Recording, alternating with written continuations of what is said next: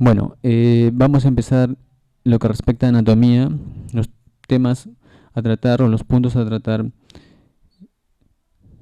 En primer lugar, la pared abdominal anterior es importante, tiene utilidad clínica, sobre todo para la parte quirúrgica. La anatomía de la pelvis, donde se incluye pues la pelvis ósea, los ligamentos involucrados, los músculos que están en la parte posterior y lateral de la pelvis, así como sus fascias y aponeurosis, y en la parte inferior al piso pélvico. Y dentro de este continente, su contenido, que son las vísceras pélvicas, así como también los genitales externos, como es la vulva. Muy bien, empezamos con lo que es la pared abdominal. Bueno, la pared abdominal anterior se extiende en la parte superior del apéndice sifoides y a los lados los cartílagos costales. Asimismo, el límite inferior y lateral está constituido por las crestas ilíacas, las espinas ilíacas anterosuperior, en la parte inferior y medial los ligamentos inguinales, y en la parte central inferior el hueso púbico. Entonces todo eso son los límites de la pared abdominal anterior. Muy bien, vamos a estudiar de la parte superficial a la parte profunda de la pared abdominal. En primer lugar tenemos la piel con sus dos capas, epidermis y dermis. Muy bien, debajo de la piel está el tejido celular subcutáneo. Por debajo del tejido celular subcutáneo, las fascias de revestimiento, que son importantes y de una consistencia trascendental en la pared abdominal anterior y de unas características especiales. Dentro del tejido celular subcutáneo también tenemos tejido celular conjuntivo, que forman unas fascias que las vamos a ver enseguida. Muy bien, en lo que respecta a esta primera capa en la piel y en la parte de la dermis, que está constituido por fibras, hay una distribución, una disposición especial de estas fibras de la dermis. Eso fue estudiado por Langhart y se denominó a estas líneas, producto de esta distribución de las fibras, las líneas de Langhart. Las líneas de Langhart, vemos acá en el abdomen, en la pared anterior, tienen una distribución transversal, ¿no? Esto es importante a considerar, sobre todo en los abordajes quirúrgicos, porque permite, cierta forma, incisiones que son favorables a la cicatrización, justamente por la distribución de estas líneas de Langhart. Una de las incisiones muy comunes en la parte quirúrgica, ginecológica y obstétrica es la incisión de Feinstein, que es una incisión transversa en la parte suprapúbica, en la parte central o medial. Pues justamente esta incisión obedece o se corresponde con las líneas de Langhart en esta zona. Antiguamente, por ejemplo, para la parte obstétrica, estamos hablando de las cesáreas, se hacía una incisión mediana, la cual partía infraumbilical hasta por encima del pubis. Pero esta incisión, a simple vista, vemos que va en forma transversal y no en la dirección de las líneas de Langhart. Por lo tanto, tenía o tiene pues algunos problemas en lo que respecta a la cicatrización y al proceso de la formación fibrótica, ¿no?, que acarrea esta incisión.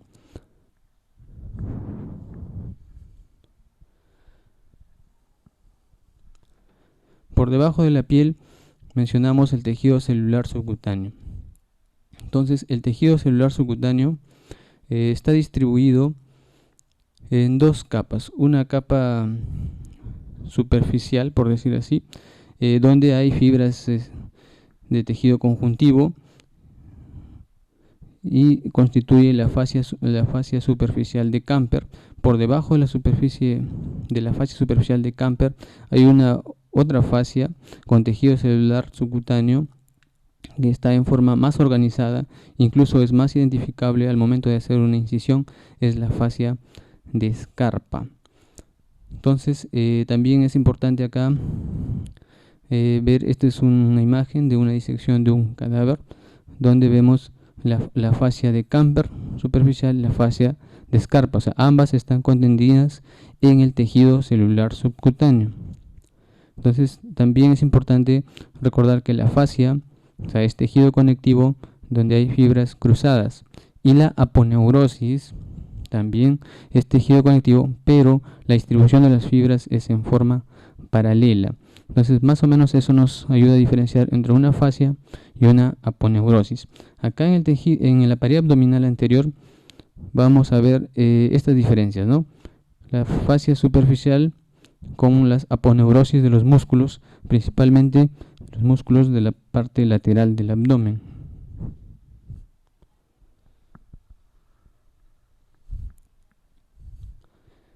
Esta imagen es para graficar y presentarnos los músculos que conforman tanto la pared anterior del abdomen como las paredes laterales del abdomen.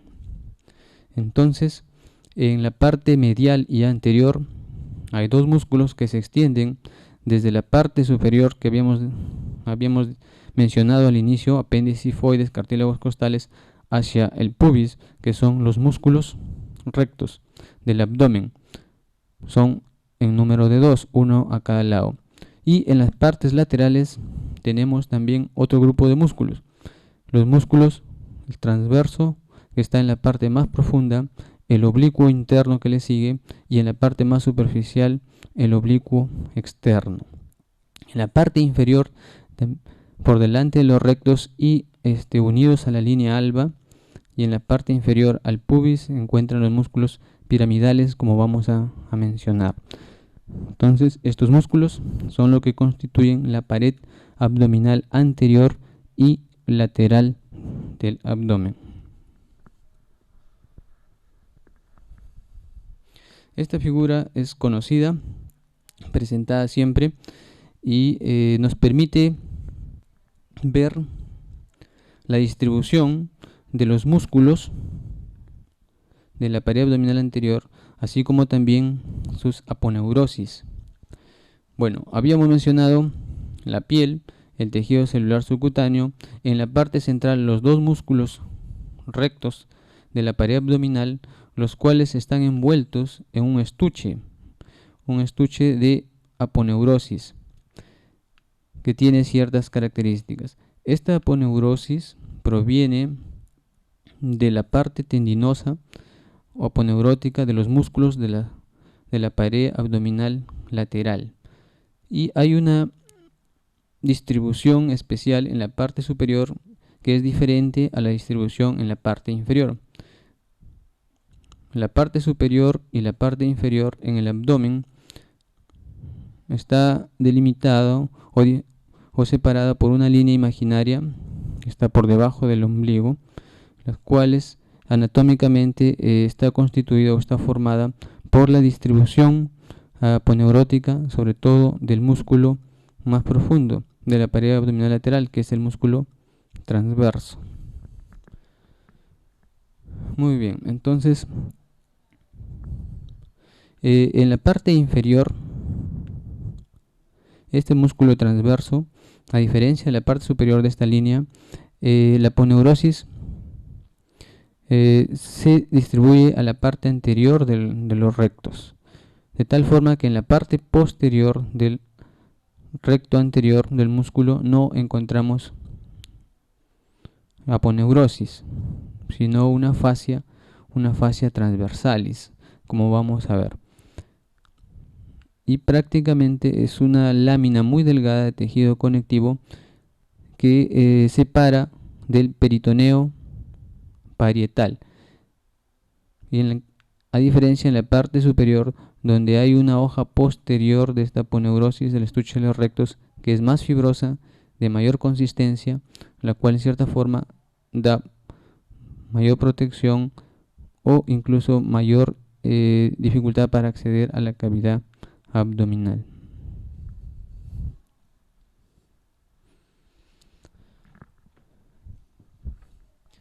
El músculo recto del abdomen, como habíamos mencionado, en la parte inferior se inserta en el pubis y en la parte superior en el apéndice sifoides y en las costillas 5, 6 y 7. La función de este músculo, a la parte de ser protector de los órganos de la cavidad abdominal, al contraerse tiene un efecto de hacer tensión y flexión del tronco. En la parte inferior, entre los dos músculos rectos, se encuentran los músculos piramidales del pubis. Se originan dentro de la vaina del recto. En la parte superior se van a insertar en la línea alba, que es la parte medial. Vemos acá esta línea blanca. Y el efecto es tensión de la línea alba. Son importantes, hay que, sobre todo para la parte quirúrgica, en el abordaje, en las incisiones de Pfannenstiel, se identifica claramente los músculos piramidales y es importante su reparación y tenerlos en cuenta por la función que cumplen, que es la de tensión de la línea alba. En las partes laterales habíamos mencionado el músculo oblicuo externo. Se origina en las costillas, en la parte superior 5 a 7. Se inserta en la aponeurosis del músculo recto, ¿no? En la parte medial y lateral, en la cresta ilíaca, en la parte inferior y lateral, en el pubis, en el tubérculo púbico, y en la parte media, en la línea alba. La acción de este músculo es la de compresión, apoyo, flexión y giro. Una de las características de este músculo es la distribución de sus fibras musculares, que es de la parte superior hacia la parte medial y hacia abajo, ¿no? Que es diferente a la distribución del músculo oblicuo interno, que es de la parte inferior hacia arriba y al centro, de tal forma que van a constituir entre los dos una especie de encrucijada, ¿no? Que sirve de protección y le da resistencia a la pared abdominal para proteger el contenido abdominal. El oblicuo interno, que es el músculo que está por debajo del oblicuo externo, se origina en la cresta ilíaca, en el ligamento inguinal y la fascia toracolumbar en la parte posterior, y se inserta en las costillas de las 10 a la 12, en el recto abdominal, en la línea alba y en el músculo transverso. También sirve de apoyo, protección y compresión. El músculo que está por debajo del oblicuo interno es el transverso del abdomen, es la parte más profunda.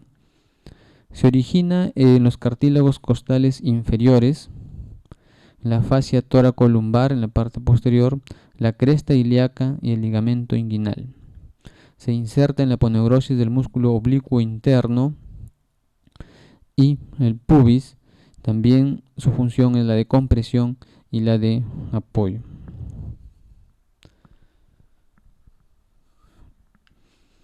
Esta imagen es para ver la distribución de las fibras musculares de los músculos que hemos mencionado. El músculo externo oblicuo, las fibras musculares tienen esta distribución según la flecha, de arriba hacia abajo y al centro. El músculo oblicuo interno tiene una distribución de abajo hacia arriba y de la parte externa a la parte medial, ¿no? Y el músculo transverso, como su nombre lo indica, la distribución de sus fibras es en forma transversal, de tal forma que se produce una especie de malla o encrucijada para evitar la salida del contenido intestinal.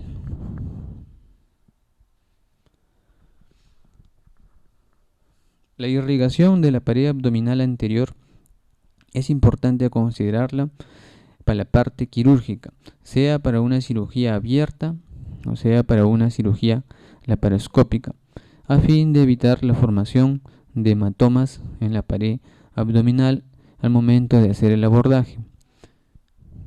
Tenemos entonces los siguientes vasos a considerar. En la parte superficial de la pared abdominal, tanto en la parte anterior como lateral, y en lo que se refiere a piel y tejido celular subcutáneo, está irrigado por vasos que provienen de la arteria femoral. Tenemos la arteria superficial circunfleja, la arteria superficial epigástrica. Esos son los dos vasos importantes que van a irrigar la piel y el tejido celular subcutáneo provenientes de la arteria femoral. En la parte más profunda, lo que corresponde a irrigar los músculos, la aponeurosis, está dado por una arteria que es rama de la arteria ilíaca externa. Nos referimos a la arteria circunfleja profunda y la arteria epigástrica inferior o profunda.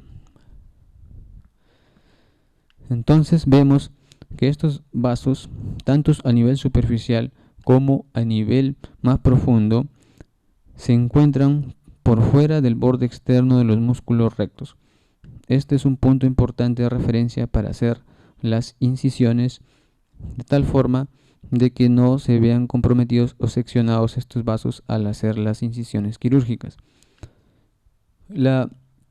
Los vasos profundos que irrigan los músculos de la aponeurosis, estamos hablando de la arteria epigástrica inferior o profunda, sigue paralelo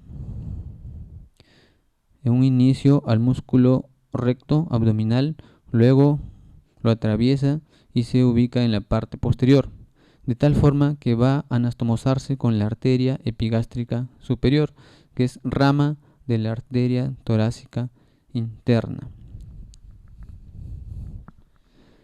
Estos vasos son principalmente los que se encuentran en la pared abdominal anterior.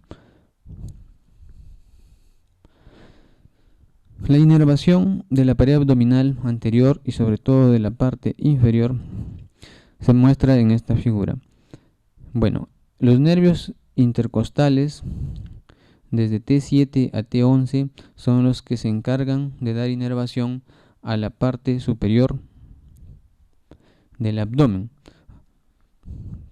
tanto una inervación sensitiva.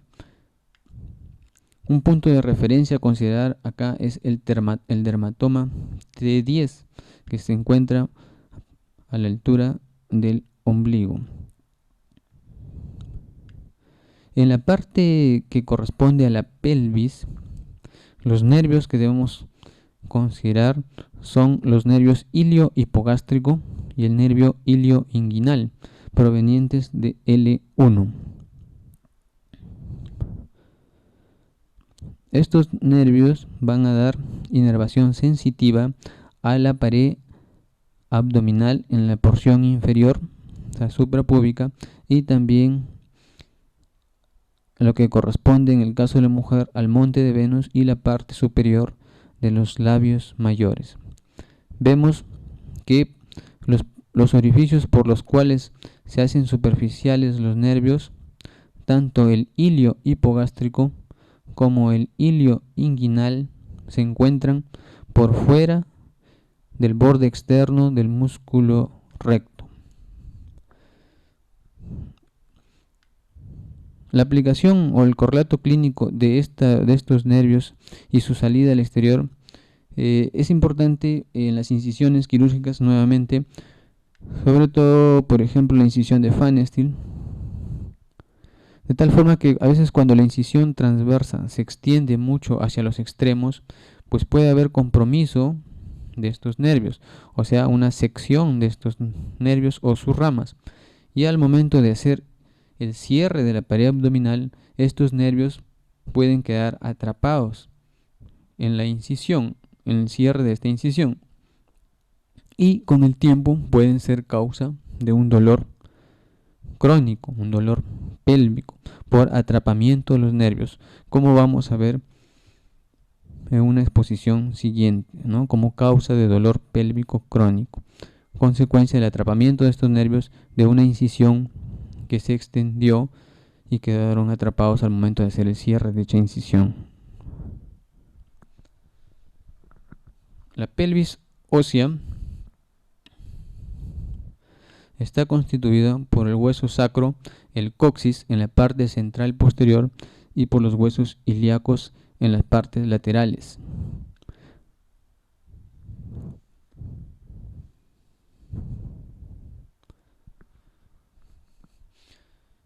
Estos huesos presentan ligamentos. Uno de los ligamentos importantes en la pelvis ósea, sobre todo en la parte ginecológica, quirúrgica, es el ligamento sacroespinoso. Como su nombre dice, tiene inserciones en el sacro y en la espina isquiática. Este ligamento es un ligamento muy resistente y mantiene unido o fija el sacro al hueso ilíaco. Es utilizado en las cirugías ginecológicas que corresponden a la suspensión o corrección de un prolapso genital, por ejemplo un prolapso de vagina, en el cual la sutura es fijada a este ligamento, es muy resistente y de esa forma se corrige la cúpula vaginal. Asimismo, este ligamento va a formar un agujero ciático mayor. Este agujero ciático mayor es importante por el contenido que presenta en su interior. Estamos hablando del nervio ciático. Tenemos que conocer o saber su distribución o los puntos por donde discurre este nervio, así como también un nervio importante es el nervio pudendo, el cual en algunos casos, por ejemplo obstétricos, al momento de realizar una extracción con forceps, uno de los requisitos es hacer un bloqueo del nervio pudendo. Tenemos que conocer su ubicación dentro de este agujero. También por acá sale un músculo piramidal que vamos a ver más anterior, que se inserta en el sacro y se va al exterior hacia el trocánter del fémur, y que a veces por ciertas afectaciones también es causa de dolor pélvico crónico.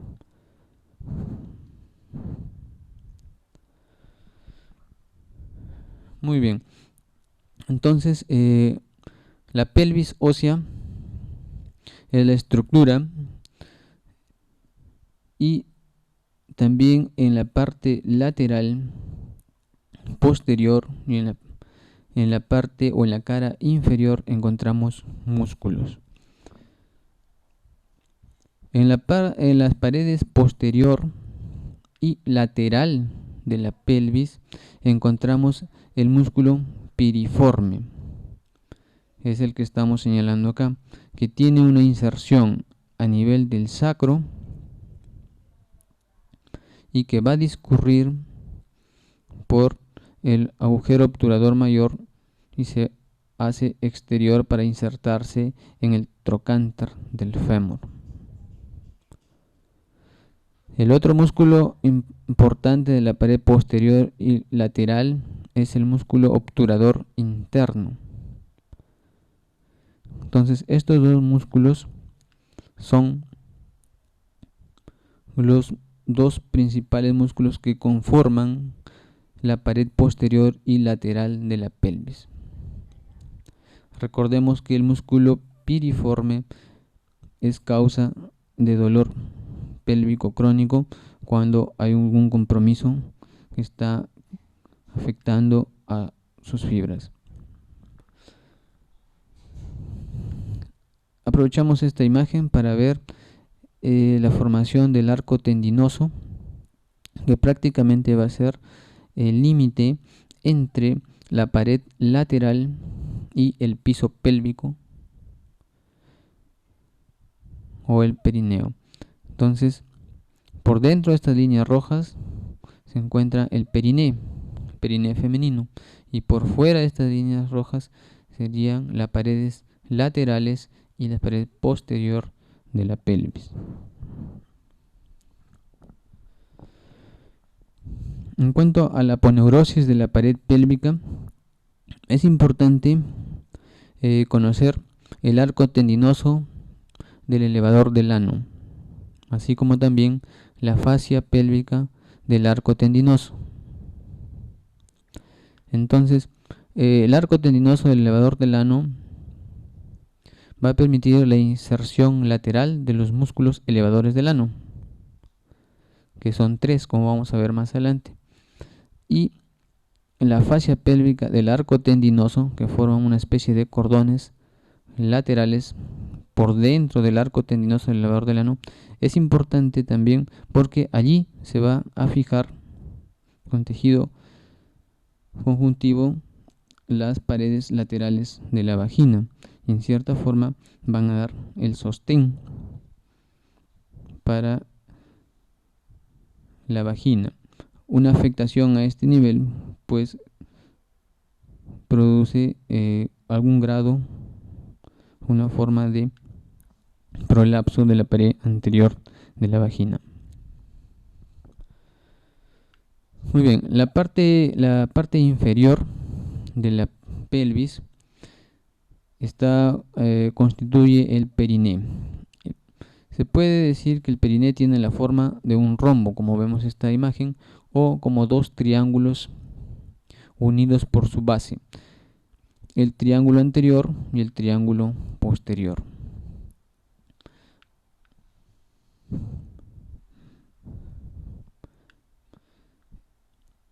En el periné podemos diferenciar 2 compartimientos, un compartimiento superficial y un compartimiento profundo. El compartimiento superficial tiene fascias y tiene músculos. Es importante conocer estos músculos. Acá tenemos el músculo bulbo cavernoso, el músculo isquio cavernoso y el músculo transverso superficial. Estos 3 músculos están en el compartimiento superficial. La aplicación o el correlato clínico de esta parte es que en la parte obstétrica, al hacer la episiotomía, una episiotomía media lateral, principalmente se van a cortar estos músculos, ¿no? Bulbo cavernoso y el músculo transverso superficial. Aparte de los músculos, tenemos tejido eréctil, como son los bulbovestibulares, que son un agregado de venas, el clítoris y las glándulas de Bartolino. Entonces, esos son los principales componentes o elementos que se encuentran en el triángulo o el compartimento superficial del periné.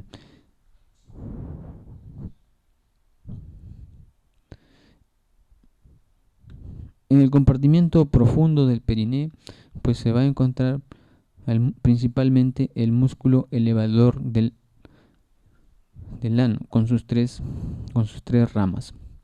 Entonces, recordando, plano profundo, diafragma pélvico de Henle, elevador del ano y los isquiocoxigios. El plano medio, principalmente en la parte anterior por el diafragma urogenital, el transverso profundo del periné y el esfínter externo de la uretra. Y en el plano superficial, lo que habíamos mencionado, transverso superficial del periné, isquio cavernoso y bulbo cavernoso.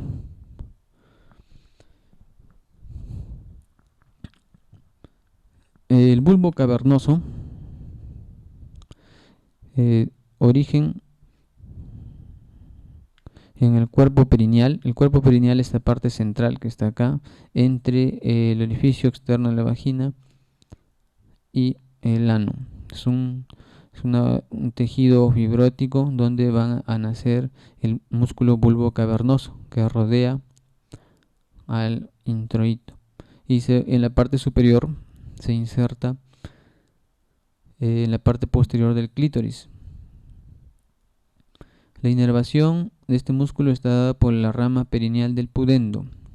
Acción de este músculo: es un músculo que sirve como esfínter de la vagina. También tiene efectos sobre compresión del bulbo vestibular y ayuda en la erección del clítoris, al tener una compresión sobre la vena dorsal del clítoris.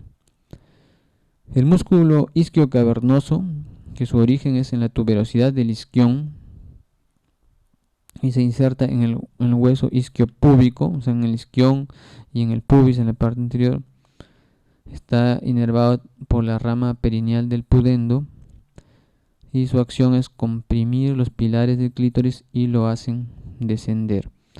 Se tienen que ver con la función sexual en los órganos genitales femeninos.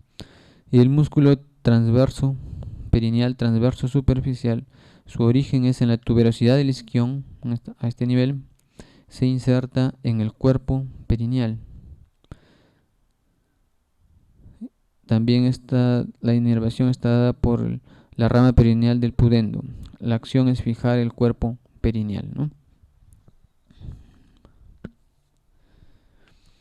En el plano profundo habíamos mencionado principalmente el músculo elevador del ano, con sus tres ramas: el pubocoxigia, que es la parte medial, que a su vez presenta tres haces, ¿no? Pubo vaginal, pubo perineal y pubo anal. La otra rama más externa es la pubo rectal, o sea, del pubis al recto, y la más externa es la iliocoxigia. Iliocoxigia. Entonces, estas tres ramas constituyen principalmente el músculo elevador del ano. Estos músculos principalmente pues son los que van a soportar el contenido pélvico, las vísceras y los órganos genitales internos. Entonces, de su integridad pues depende que los órganos pélvicos se mantengan en su posición. Muy bien, los órganos genitales internos, empezamos con el útero. Es un órgano piriforme que ocupa la porción central de la cavidad pélvica. Las dimensiones: la longitud puede ser de 6 a 8 centímetros, un diámetro transverso de 4 a 5 centímetros y un diámetro anterior posterior de 3 a 4 centímetros. El útero tiene tres porciones, podemos identificarla. El cuerpo del útero, que es la parte central, que está orientado hacia adelante, hacia la parte anterior en la mayoría de las pacientes femeninas. El cuello del útero, que está orientado hacia la parte posterior, hacia el coxis, y se continúa con la vagina. Y el istmo, que es la zona de unión, ¿no?, entre el cuerpo y el cuello del útero. Entonces vemos que hay una relación de orientación del cuerpo con el cuello y del cuello del útero con la vagina. Esto es lo que va a constituir la posición del útero. La mayoría tiene o podemos considerarla como una posición normal, una posición de anteverso flexión. La versión se refiere a la relación que hay entre el eje del cuerpo del útero y el eje del cuello uterino. Y la flexión se refiere a la relación que hay entre todo el útero, principalmente el cuello, con respecto a la vagina. Entonces el útero normalmente está hacia adelante, hacia la parte anterior al pubis, en anteversoflexión. Cuando el útero o el eje del útero está en la parte media, adopta una posición de útero intermedio, o si está hacia la parte posterior, una retroversoflexión. Es importante porque estos términos se utilizan en las descripciones ecográficas del útero. También es importante porque la posición de retroversoflexión la han tratado de asociar con dolor pélvico crónico y en algunos casos mencionan como una dificultad para la fertilidad. Muy bien, entonces el útero está en continuidad o vecindad con ciertos órganos que vamos a ver. En la parte anterior tenemos la vejiga, separado por el fondo de saco vésico uterino. En la parte posterior está el recto, separado por el fondo de saco recto uterino. En la parte superior, que es la que ya sobrepasa los límites del pubis en algunos casos, va a estar en contacto con las vísceras, con los intestinos, y en la parte inferior con la vagina.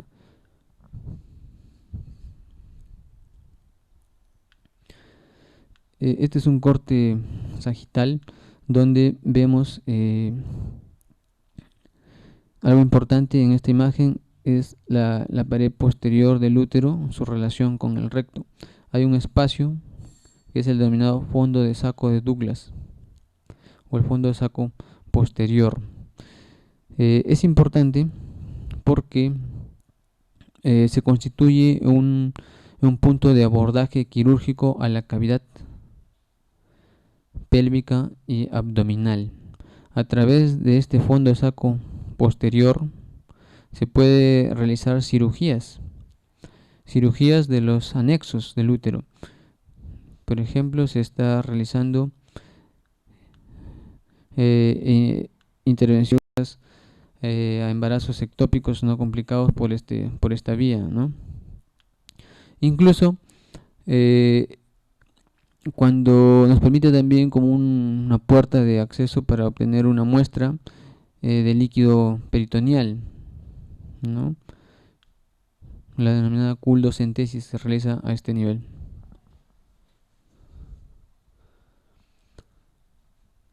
El cuello uterino o cervix corresponde al extremo inferior del útero.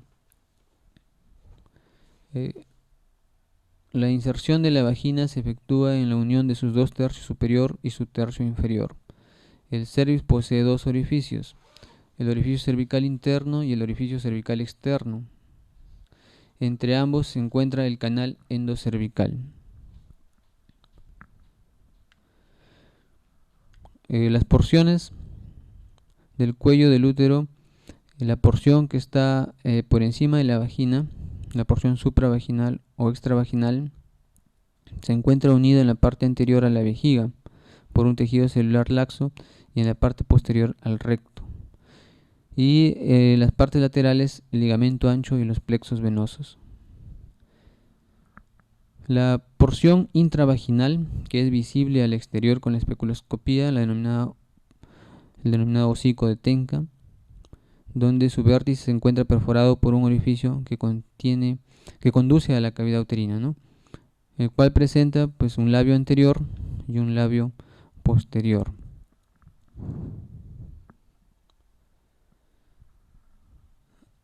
El cuello uterino podemos hacer una clasificación en endocervix y exocervix. El endocervix principalmente, desde el punto de vista histológico, corresponde a lo que es el canal endocervical, donde el epitelio es diferente, es un epitelio cilíndrico simple, presenta glándulas y clínicamente pues a veces este epitelio puede prolongarse hacia el exterior, ¿no? Confundido muchas veces o descrito al momento de hacer la especuloscopía como una úlcera, y es el denominado ectropion. Y el exocervix, que es el epitelio estratificado, que también puede prolongarse al interior del cuello uterino, constituye un entropion. La unión de estos dos epitelios, endocervix y exocervix, delimitan una zona que se llama la zona de transformación. Clínicamente es importante esta zona porque es el lugar donde se asientan las displasias cervicales, las lesiones premalignas de cervix o el inicio de las lesiones malignas. El útero está ubicado en la pelvis, está sujeto por ciertos ligamentos. Tenemos el ligamento ancho, que es una hoja peritoneal que recubre al útero y en sus laterales llega a la pared pelviana. Los ligamentos redondos, que se inician de los cuernos uterinos y terminan en los labios mayores, ¿no?, pasando por el conducto inguinal, y los ligamentos uterosacros. En la cara posterior del útero se fijan al sacro.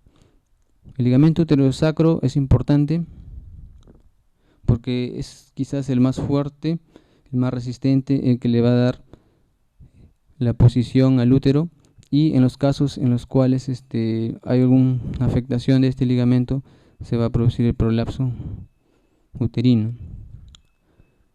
La inserción vaginal, el cuello en las partes laterales presenta los ligamentos de McEnroe o parametrios de Virchow. También es el ligamento importante. La consistencia o la integridad de estos ligamentos influye en el prolapso uterino, ¿no? La aponeurosis sacro-recto-vaginal de Delver más la lámina pubo-vésico-uterina, que son ligamentos más laxos que también sostienen el cuello, la parte anterior a la vejiga, y los músculos perineales. Esta imagen es para ver el ligamento ancho, cómo se distribuye y los órganos que compromete. Entonces, el ligamento ancho son las hojas peritoneales que revisten la cara anterior y posterior del útero. Al llegar a sus bordes laterales se unen para fijarlo a las paredes de la pelvis, ¿no?, y dividen a la pelvis en dos compartimientos: posterior o retrouterino y anterior o preuterino, donde está la vejiga, la parte anterior. Entonces estos ligamentos anchos van a formar, por el contenido que engloban, unas aletas, y denominamos aleta anterior al ligamento redondo, la aleta media, que es el mesosalpinx, ¿no?, y la aleta posterior, que es el mesovario. Entonces, en el abordaje quirúrgico es importante, ¿no? En la parte anterior se encuentra el ligamento redondo y en la parte posterior, por detrás de la trompa, el ovario y su ligamento. En la parte medial, la trompa uterina. El ligamento redondo pues permite identificar la trompa uterina para los casos de las ligaduras, ¿no?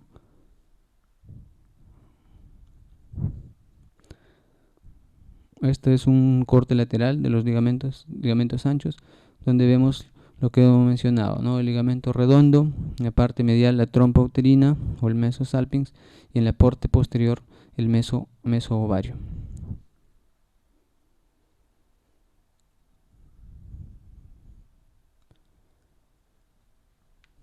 El ligamento redondo se extiende desde la unión del cuerpo del útero y la trompa hasta el monte de Venus, la región suprapúbica, ¿no?, y labios mayores. Se distinguen 4 porciones: la porción pélvica, la porción ilíaca, inguinal y hacia el exterior, hacia la vulva. En el ligamento redondo hay una arteria, ¿no?, que es importante a tenerlo en cuenta, sobre todo cuando se hace o se inicia la histerectomía abdominal. En la parte media, la aleta media, está el mesosalpinx y lo que es la trompa, y en la aleta posterior el el mesovario, ¿no? Bueno, la vagina, que es el órgano genital interno, tubular, que mide aproximadamente de 6 a 9 centímetros. Sus medios de fijación está fijada en la parte o en el tercio superior al útero y tiene relación con la vejiga en la parte anterior y con el recto en la parte posterior. Como habíamos mencionado, la vagina también tiene relación con el eje del útero, ¿no? Y eso es lo que se utiliza en los términos, en la descripción ecográfica. En la parte anterior, la vagina presenta el tabique vésico-vaginal y el tabique uretrovaginal. Sobre todo los 2/3 externos de la uretra están en la pared anterior de la vagina. En la parte posterior, el fondo de saco recto vaginal y el tabique recto vaginal. En las partes laterales de la vagina encontramos plexos venosos. De allí que lesiones o laceraciones a este nivel de la vagina pues son muy sangrantes. Producen un sangrado profuso y son causa de traumatismos que conducen a emergencia, ¿no? En la parte superior de la vagina pues está el cuello del útero y en la parte inferior el orificio por el cual se abre en la vulva el introito.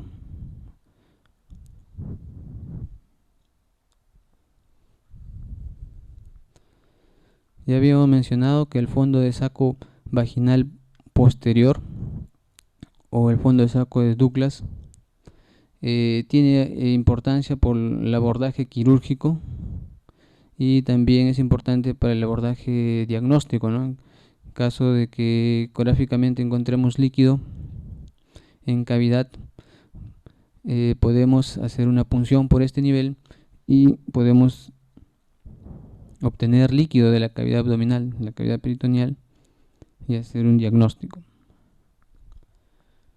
Los ovarios son las gónadas femeninas, un órgano en par, ¿no? Tiene dimensiones medias de 4 centímetros, 3 a 4 centímetros por 2 centímetros por 1,5, ¿no? En una mujer adulta. Son órganos abdominopelvianos e intraperitoneales, ¿no? Están cubiertos por peritoneo. Medios de fijación: la hoja posterior del ligamento ancho, el mesovario, el ligamento útero-ovárico que lo fija el ovario al útero, el ligamento tubo ovárico y el ligamento lumbo-ovárico o infundíbulo pélvico, es en la parte posterior e inferior, ¿no? Donde se encuentran los vasos, por donde discurren los vasos tubo-ováricos. En la parte superior se relaciona con la aleta superior del ligamento ancho. En la parte inferior, la fosita ovárica de Krauss, limitada por el ligamento ancho. En la parte anterior, el mesovario. En la parte posterior, las asas intestinales. En la parte externa, la trompa, el ligamento tubo ovárico. Y en la parte interna, con el útero, con el ligamento uterovárico. Las trompas uterinas presentan en general 3 porciones, ¿no? La porción intersticial se comunica con el útero por un orificio aproximadamente de 1 milímetro, que es el ostium. El cuerpo, podemos decir así, de la trompa, que es desde el nacimiento del ligamento redondo y el ligamento uterovárico, presenta los siguientes segmentos, ¿no? El istmo, que es delgado y rectilíneo. La ampolla, son los 2/3 distales, que es un poco más ancho, de pared delgada, y el pabellón, donde se van a encontrar las fimbrias, ¿no? De la trompa uterina. En cuanto a la irrigación de los órganos pélvicos femeninos, la arteria tubo-ovárica, que es rama de la aorta, las arterias uterinas, que son ramas de la hipogástrica, las arterias pudendas internas, también hipogástrica, las arterias pudendas externas, que es rama de la femoral común. La arteria tubo ovárica, una rama colateral de la aorta abdominal, va a recorrer la cara anterior del psoas y la fascia ilíaca, va a cruzar al uréter y la arteria ilíaca externa por su parte anterior, ¿no? Se introduce en el ligamento suspensorio del ovario, o sea, el ligamento infundíbulo pélvico que habíamos mencionado en la parte lateral, y accede al órgano por su extremo externo. Esta va a dar ramas de la arteria tubaria externa, o sea, para dar irrigación a las trompas, y ramas accesorias para el ligamento ancho y el uréter. Se anastomosan con la tubaria interna de la hipogástrica.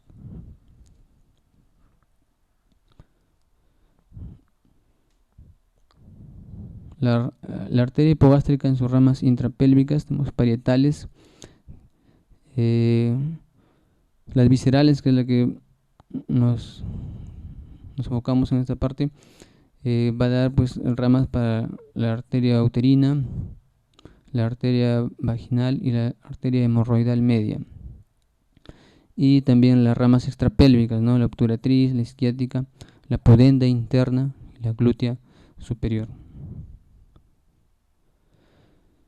La arteria uterina presenta las siguientes porciones, ¿no? Una porción descendente en relación con el músculo obturador interno y por fuera del uréter. Es importante esta relación con el uréter, sobre todo para como punto de guía al momento de hacer la histerectomía en la parte inferior, ¿no? La porción transversal que cruza por delante del uréter en la base del parametrio a 2 centímetros del istmo uterino, para tenerlo en cuenta al momento de ligarla sin lesionar el uréter. El callado es la relación con el fondo del saco lateral de la vagina, y la porción ascendente laterouterina. Presenta ramas colaterales, ureterales, vesicovaginales, cervicovaginal, ramas uterinas. En un inicio o con las primeras son las arciformes o arcuatas, luego van las radiales, las basales y finalmente las espiraladas. Pues las espiraladas son las que en la parte obstétrica sufren los cambios en la enfermedad de la preeclampsia, ¿no? Las ramas terminales, la arteria tubaria interna, que se anastomosa con la tubaria externa, ¿no? Rama de la tuba ovárica, contribuyendo en la irrigación de las trompas uterinas. La arteria pudenda interna, rama extrapélvica de la arteria hipogástrica. Va a abandonar la pelvis por la escotadura ciática mayor y reingresa por la escotadura ciática menor. Se introduce entre las dos hojas de la neurosis perineal media y se divide en sus dos ramas terminales.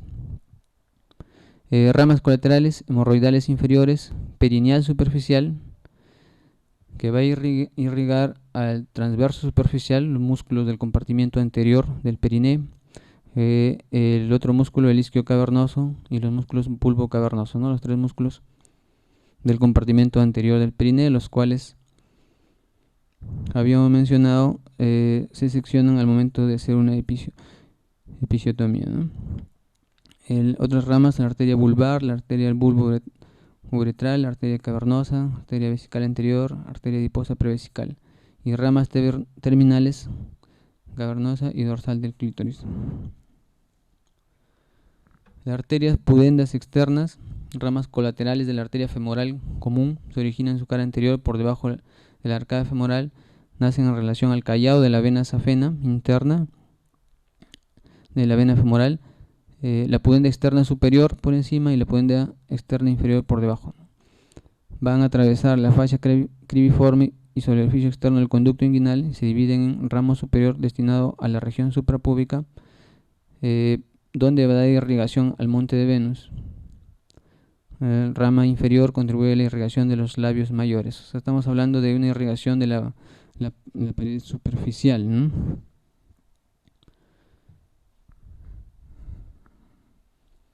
Bueno, en resumen, entonces, ovario irrigado por la arteria tubovárica y rama ovárica de la arteria uterina, las trompas uterinas, arteria tubaria externa, que proviene de la tuba ovárica, y la arteria tubaria interna, que es la parte final de la arteria uterina. El útero por la arteria uterina, el ligamento redondo del útero, la arteria ligamento redondo epigástrico, ¿no? La vagina por la cérvico-vaginal, ¿no? Que son ramas de la parte inferior y distal de la uterina, la vésico-vaginal, la vaginal larga y la hemorroidal media, que son ramas directas de la hipogástrica. La vulva, labios mayores, arterias pudendas externas, que habíamos visto, rama de la femoral común. Labios menores, arteria perineal superficial, rama de la pudenda interna. El himen, igual que la irrigación que la vagina. El clítoris, arteria cavernosa y dorsal del clítoris. Bulbos de la vagina, arteria bulbosa o bulbo uretral o perineal profunda, la pudenda interna.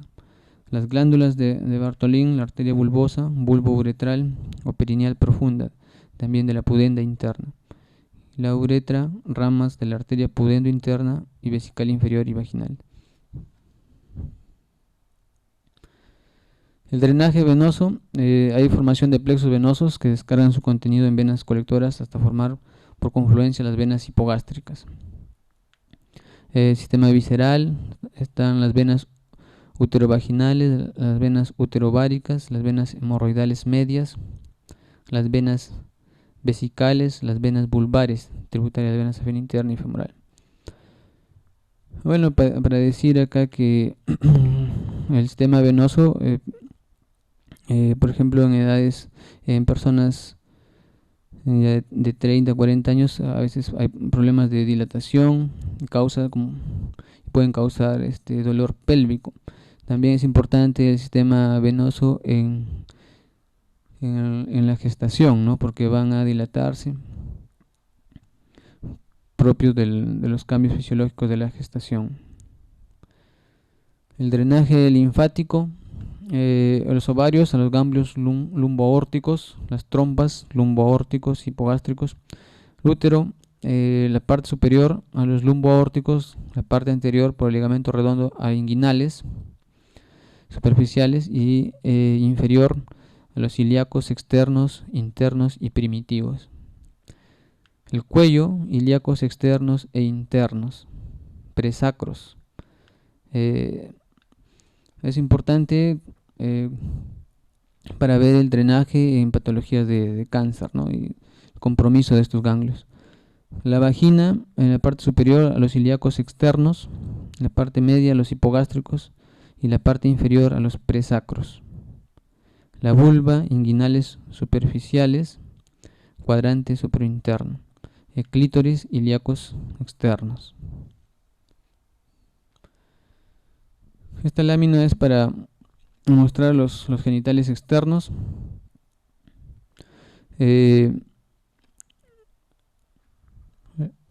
Una de las principales consultas por un compromiso de un órgano genital externo, pues es lo que corresponde a las glándulas vestibulares, ¿no? La glándula vestibular mayor o la glándula de Bartolino, que puede sufrir por algún mecanismo traumatismo o un mecanismo infeccioso, un compromiso de su drenaje y formar un quiste y posteriormente un acceso, el cual pues tiene que ser drenado, ¿no? Bueno, ahora pasamos a la parte de la embriología del aparato genital femenino, para mencionar inicialmente que hay un periodo indiferenciado, ¿no?, en la formación de los genitales en el embrión, que es aproximadamente hasta la 7ª semana en los embriones masculinos y hasta la 9ª en los femeninos. Y está regulado por el gen WT1 o protoncogen del tumor de Wilms. Bueno, el aparato genital femenino empieza con el desarrollo o la aparición de los mesonéfros, ¿no? Los conductos mesonéfricos y los paramesonéfricos en la cuarta semana. Inicialmente, en la cuarta semana empiezan los mesonéfricos o los conductos de Wolff. Y a la quinta semana aparece los conductos de Müller o los paramesonéfricos, que son los que van a empezar a desarrollarse, a migrar y a fusionarse para dar origen a los genitales internos femeninos.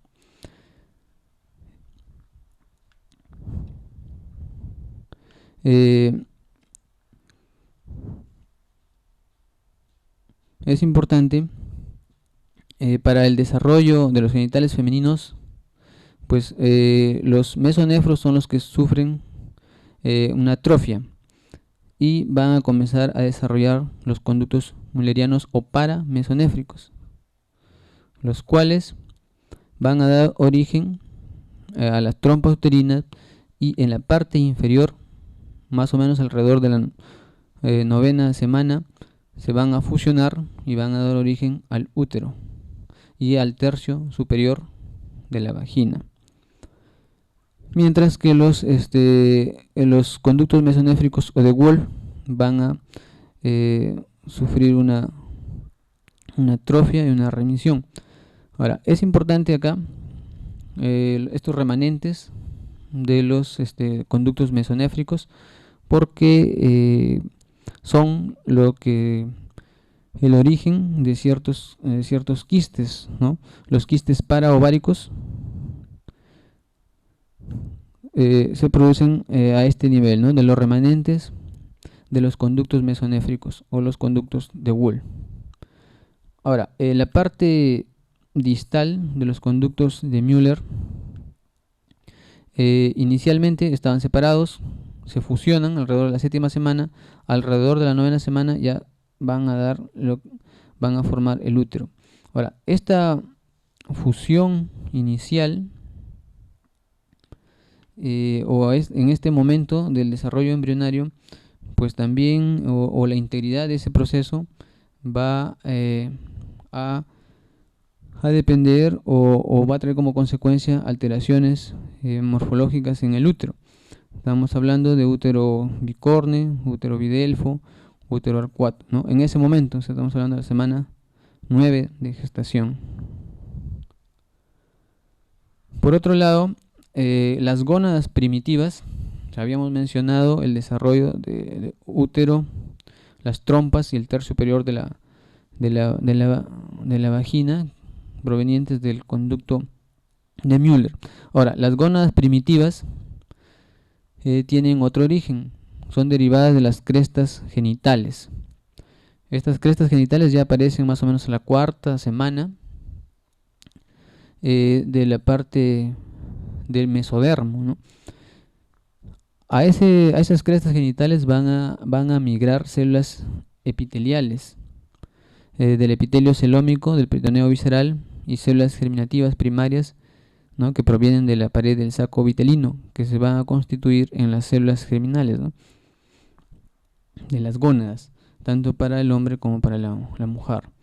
Entonces, esta imagen es para ver, ¿no? ese proceso de cómo migra del epitelio del saco vitelino por el intestino posterior hacia la cresta genital, estas células gonadales. Estamos hablando de cuarta, quinta semana de desarrollo embrionario.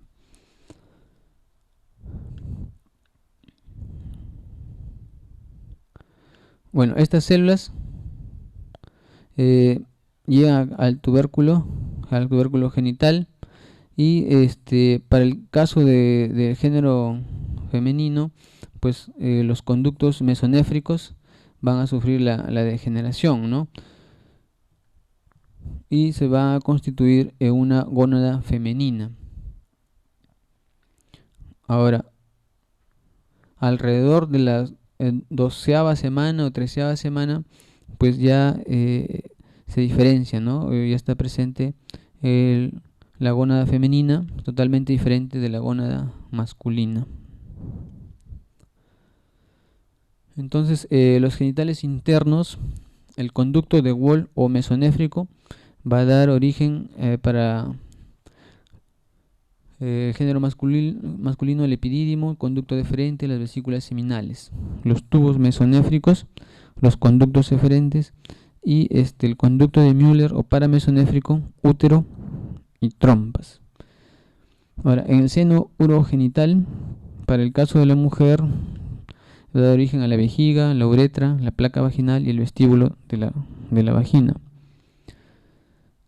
Y en cuanto a los genitales externos, alrededor de la semana 13, ya del tubérculo genital va a dar origen al clítoris, los pliegues urinarios van a constituir los labios menores y los pliegues genitales los labios mayores. O sea, 13ª semana ya hay diferencia de genitales externos en masculino y femenino.